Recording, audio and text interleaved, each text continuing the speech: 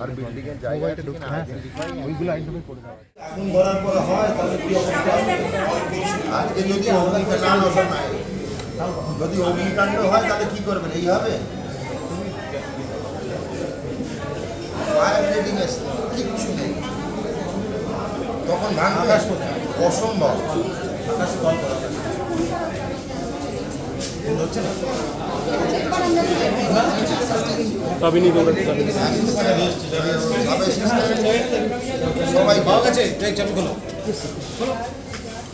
আচমকা ভিজিটই আবার আসা হবে, কখন আসবে আমিও জানি না, এনারাও জানবেন না, কিন্তু আমি দেখবো কদিন পরে এসে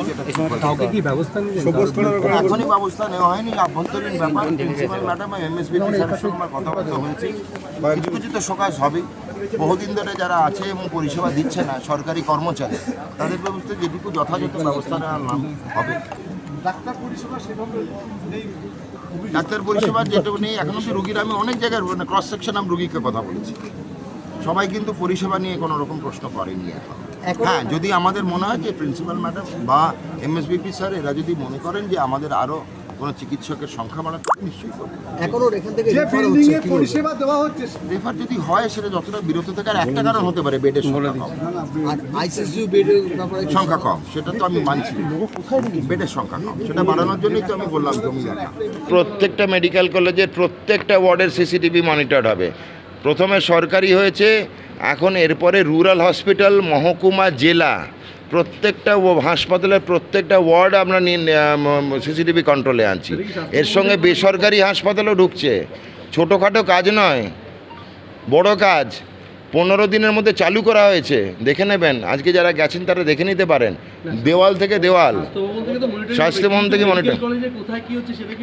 ওখান থেকেই আমি আজকে আইডি হাসপাতালে জঞ্জাল দেখতে পেয়েছি, কুকুর বেড়াল ঘুরে বেড়াচ্ছে দেখতে পেয়েছি, বারাসাত হসপিটালে ফিট পাচ্ছি আমরা। ভাববেন না আমরা পাচ্ছি না, আমরা যেখানে না সেটা দেখার জন্য না, এগুলো আমাদের আচমকা ভিজিট অনেক প্ল্যান করা আছে, আবার কালকে পাবেন না, এখন সব হাসপাতাল ভাববে আজ আসবে না, আমাদের কোনো প্ল্যান ভিজিট থাকবে না, সবই হচ্ছে আচমকা ভিজিট। তার কারণ হচ্ছে রিয়েল পিকচার পাওয়া যায় না, আমি যদি বলে আসি সব চা চকচকে থাকবে, বলে আসলে কি জানা আর না। যতদিন শুভেন্দু অধিকারী মুখ্যমন্ত্রী আছেন ততদিন এই পরিষেবা চলবে।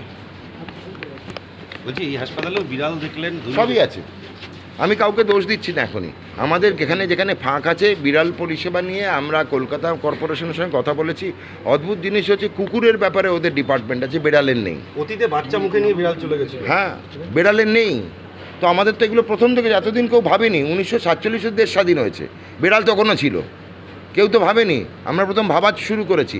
আজকে কলকাতা কর্পোরেশনকে আমি জানিয়েছি, ওরাও ভাবছে যে বেড়াল সম্বন্ধে কী করা যায়, কোনো ডিপার্টমেন্টই নেই, এসওপি নেই, দুম করে বললে তো হবে না। আমরা আপ্রাণ চেষ্টা করছি দিনে 2-3 বার করে প্রত্যেকটা জায়গা যেখানে মানুষ পরিষেবা থাকেন যেই জায়গাগুলো সেগুলো পরিষ্কার করার।